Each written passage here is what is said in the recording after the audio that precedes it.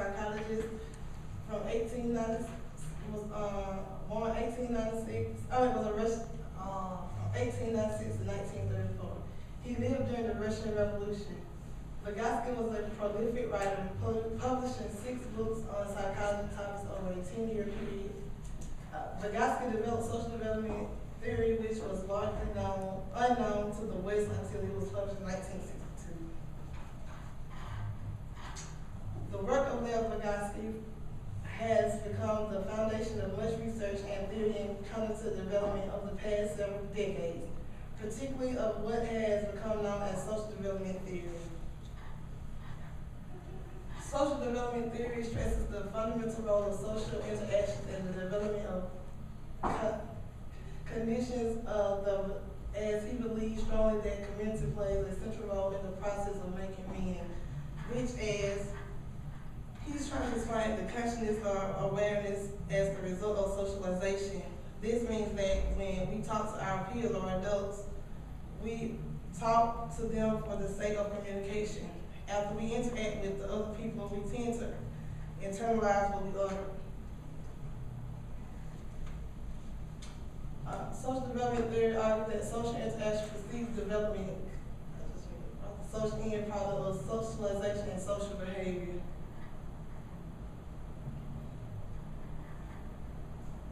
Social development theory attempts to explain qualitative changes in the structure and framework of society that help the society to better realize its aim and objectives. It mainly asserts that social interaction has a vital role in the cognitive development process. For example, a child tries to chronologically arrange the blocks that contains the letter A to Z. At first, his performance is poor, but when his mother sits beside him and tells him how to arrange the letters properly, he begins to learn how to do so. The child will then master the knowledge of arranging the alphabet with the presence of his parent. After his mom leaves, he gradually learns how to set this up on his own. This is making the child competent. 3 major concepts of social development theory. Role of social interaction in cognitive development, the more knowledgeable other, the zone of proximal development.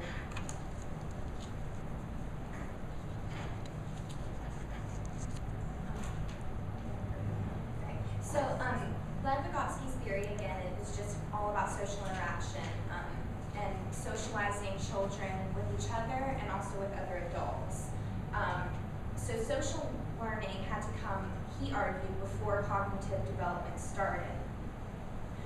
It plays a fundamental role in the cognitive development of a child, and young children are naturally curious, so interaction with other people is kind of a natural thing that happens with them, and then along with that comes their development. The more knowledgeable other is the more advanced person who models the task or skill for the child that the child's trying to learn. Typically, it's an adult, like a teacher or a parent, and in this case, the more knowledgeable other helps construct the child's understanding of social conventional culture through social interaction. So, like pointing things out to the child about the child's culture that will help him kind of understand how the world works and how you're supposed to see the world. And then it can also, the more knowledgeable other can also be a more competent peer. And in this case, the other children help construct peer culture through that type of interaction. The zone of proximal development is the gap between what a child can achieve alone and then what they can achieve with the help of the more knowledgeable other. Most of the time it's an adult, like a teacher. This was the main point of Vygotsky's theory. His ideas about social interaction kind of come together in this theory. The zone of proximal development is all about a child's potential development, not about what the child has already mastered or already knows, but what he can learn when he has more social interaction with other people. There are 4 stages. The first stage is when the child is totally dependent on guidance by the adult to complete the task. In this stage, the ability to complete the task is external It's entirely based on social interaction. And the scaffold, which we'll talk about in a few minutes, is used, it's the guidance that's used to help children learn to do the task or the skill. In the second stage, the child's becoming much more comfortable with the task and with his ability to perform the task. The guidance or the scaffolding is gradually being removed until the child can perform the task completely alone. At this point, the ability to perform the task is becoming internal, so instead of the adult having to tell them this is the next step and this is the next step, the child begins to tell himself this is the next step or this is the next step. It's no longer relying just on social interaction. In stage 3, it's pretty much the child can do it by themselves, but it's still not firmly developed within the child, but it's definitely becoming more fluid and more fluent. The more the child practices in this stage, the more automatic it'll become. And this is when the child kind of provides his own scaffolding. He talks to himself, kind of like when you learn something new, and at first, you know, once you've been taught it and you can kind of do it by yourself, you kind of have to walk through the steps in your head, but then eventually it just becomes second nature, kind of like driving. And then the last stage, which doesn't always happen, but what can happen if the task is not practiced, de-automatism, which is recursiveness through the previous 3 stages. Of course, if you don't keep a skill in practice, then you're going to forget how to do it. Scaffolding is setting up the situation so that the child can perform the task easily. It provides the guidance to help the child, but then as the child progresses in learning the task, it's gradually removed until it's no longer needed. So some of our examples were like asking guiding questions, which of course teachers do in their lectures to help guide the child in the right direction, and then giving frequent feedback and being positive with your feedback so that the child's not discouraged. The conclusion is, with the colleagues and the student, Vygotsky developed multiple applications of this theory to in general and special education. The major emphasis in the Vygotsky approach is on the helping children acquire the tools of their culture. The Vygotsky approach to early childhood education focuses on the activities and interactions that are most beneficial to the young children and learning the first tools of the mind. So those are references. So. So we need one volunteer. Need a volunteer. Tanisha.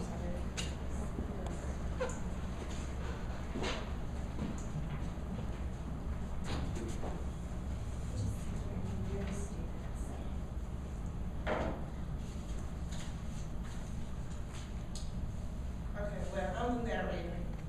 To illustrate the Vygotsky theory, the zone of possible development, we have a 3rd grade student independently working on her homework about the long division. She is becoming frustrated because she does not understand the exact process of long division. I don't understand this homework.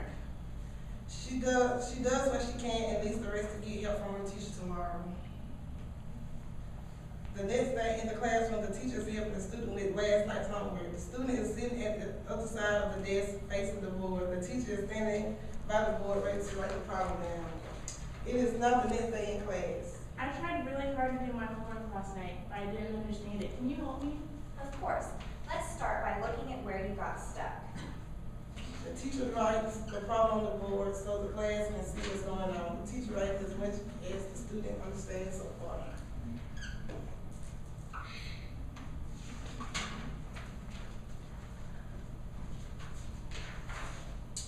What is written on the board is as far as the student has gone in working out the problem. I don't know what to do after this step. Okay, next we drop the remaining 0 from the 100. Then we repeat the steps that we just did. How many times does 3 go into 10? 3. Very good, and we put the 3 above the last 0. Now we multiply the 3's and put the answer under the 10, just like before. What is 3 times 3? 9. Oh, then we subtract 10 and 9 and get a remainder of 1. Very good job. That's So zonal possible development was the process of division that the student could not understand by herself. When she received guided help from her teacher, she was able to understand what she could not understand, work independently. And that's her skit.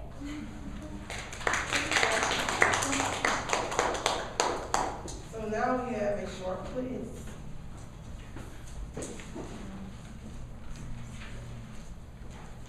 So, just take a few minutes to do this assessment and then we'll go over the answers together.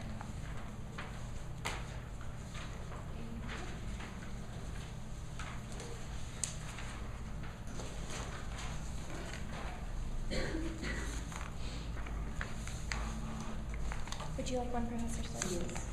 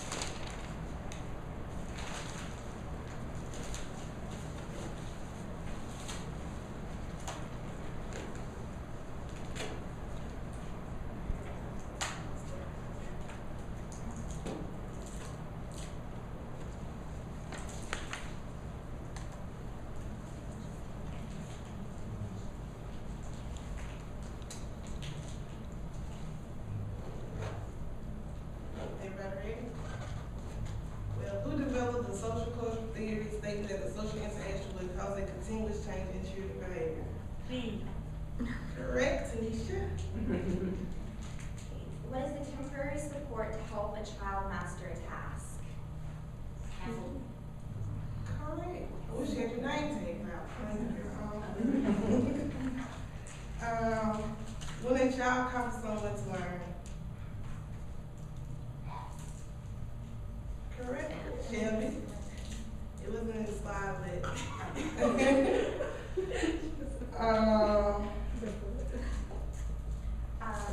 The gap between what a child knows and is able to do alone and what the child can do with help. Yes. The zone of proximal development. Someone that has a high understanding level of learning. It's normally a teacher, but it can also be friends, an adult, or computer. C. Correct. When a group of children try to understand each other and work together to learn different skills. B. Yes. Excellent. The child remembers the instruction from someone and then uses the instruction to self-regulate. A. Correct. Very good. And that's our presentation. Yeah, one more. Major influences that create cognitive structures and thinking process. Social interaction. Yeah.